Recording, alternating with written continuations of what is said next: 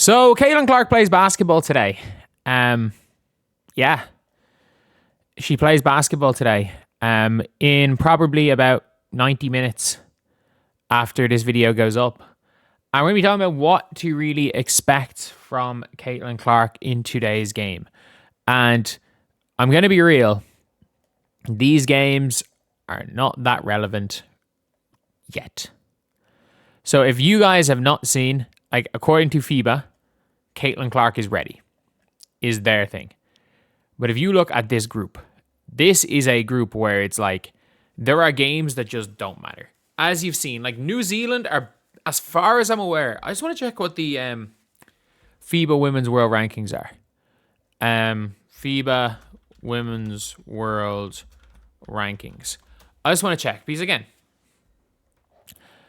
where these countries are. So, New Zealand are 21st. How are they ahead of Great Britain? Britain aren't that bad, are they? Senegal are 25th. So I just want to see who's on these teams. So New Zealand are getting pummeled by Spain right now. They are down, is it 47-22? They're down 25. And again, Awa hasn't played particularly, shot the ball well from the field. Gustafson's only played 7 minutes.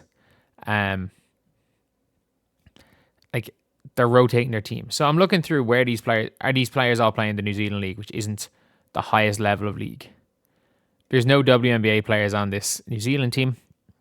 It's not the greatest team in the world, but like, I was going to trying to find rankings in general. Where are Ireland ranked in women's? Geez, we're 83rd. That's really bad. Oh my God. To be fair, we did get pummeled by France. Like, absolutely massacred by 100 points by France. But like, the Senegal team right here does not have anyone as far as I'm aware. Like, that's of a anyway comparable standard. So you got one player playing in France. I'm guessing a lot of Senegalese players playing in France. So someone playing at Rutgers, okay. They let her play? Or Rutgers, did they not even make the equivalent of the NIT? Providence? I mean, it's D1, I guess. Someone playing in Senegal. It's not it is not the greatest team in the world. But not horrific. I'm not going to say not horrific. They're not horrific in general, but horrific compared to the United States. Team USA could literally play. Team USA could go out with Angel Reese point guard, De'Ara Hamby shoot. They could just go reverse and have Caitlin Clark play as a bruising center and have Angel Reese play point guard and they'd win this game. My expectation, I saw one of the lineups they ran in practice and it was Angel Reese, De'Ara Hamby. I think it was the Angel Reese, Chelsea Gray, Jackie Young, Angel Reese, De'Ara Hamby, and I don't know who the fifth starter is. That's my expectation for the starters. My expectation is that Angel Reese is going to be starting. When it comes down to it for Caitlin Clark, I don't really think that it's going to be the biggest deal in the world how she plays in this game. Because again, the last time the United States played Senegal, I think they beat them by 70. I think they might have beat them by 70. And like, I think Stewie only played like 8 minutes in that game. But like, this is going to be one of these things where if they want to win by 80, they'll win by 80. And I don't think people necessarily understand, like, I don't know what the over-under is on this one. But like, team comparison, no results found, the roster, like, look, every single player on Team USA's roster would be the best player on, I'm not going to say would be the best player on every single team, because Spain have multiple players better than Ray Burrell. Like, it is what it is. They have multiple better players than Ray Burrell. Like, Maria Conde is better than Ray Burrell. Mariana Ortiz is better than Ray Burrell. Like, it is what it is. Steph White obviously has made it down. Eventually, she got stuck, obviously coming back, which is completely understandable. My sister got stuck in Sri Lanka and had to do a lap of the world to get home. Instead of flying back through Dubai, she had to go to Singapore, to Seoul, to Vancouver to Toronto to Ireland. Did a lap of the world to get home from. Went back across the time barrier to get home, which is mad. But like, this is a meaningless game. Meaningless. And I know people want to say like it is like this is all games matter. Because technically all games matter. If you want to make that argument that, you know, every game matters, then okay. Okay, you win that one. Technically every game matters. But in the grand scheme of things, this doesn't matter. It doesn't matter. It doesn't matter if they win or lose this game. Like, they could win this game and still go and lose to they could lose all these games and still make the World Cup. Like, obviously you're not like,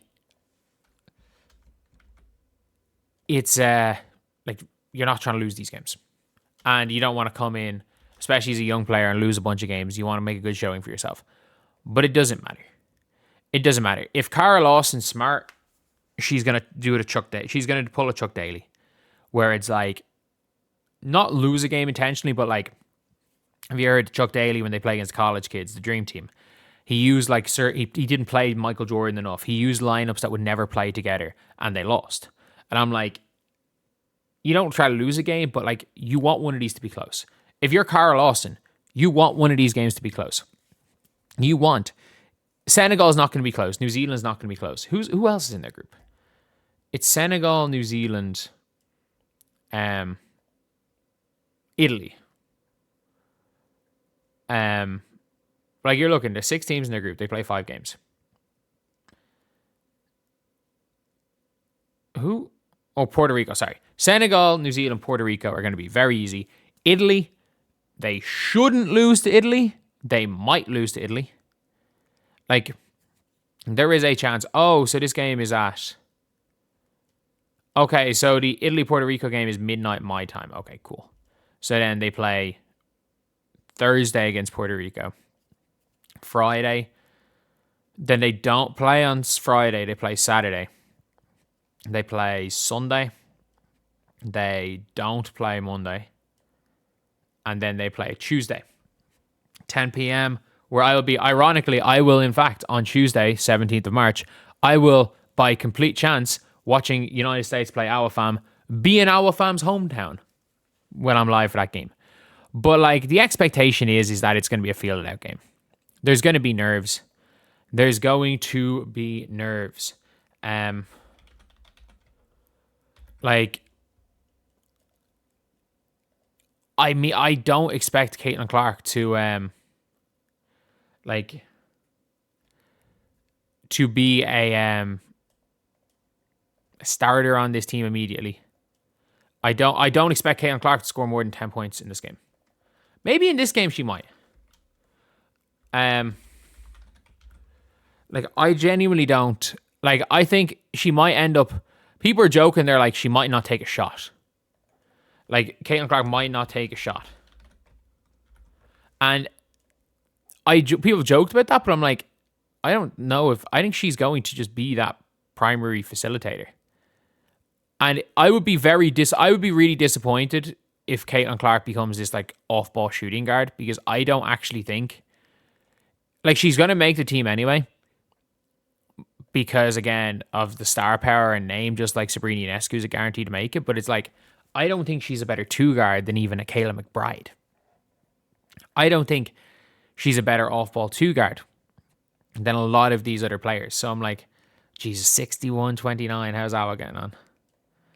I need to just watch more of this 3 points. It is what it is. Meg Gustafson is cooking them. But yeah, it's this is a meaningless game today. In the grand scheme of things, the Senegal game is meaningless. And everything about Clark is ready. Look, I don't know what is going to happen.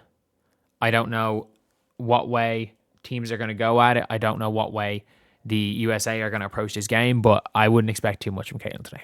Anyway, I'll see you guys.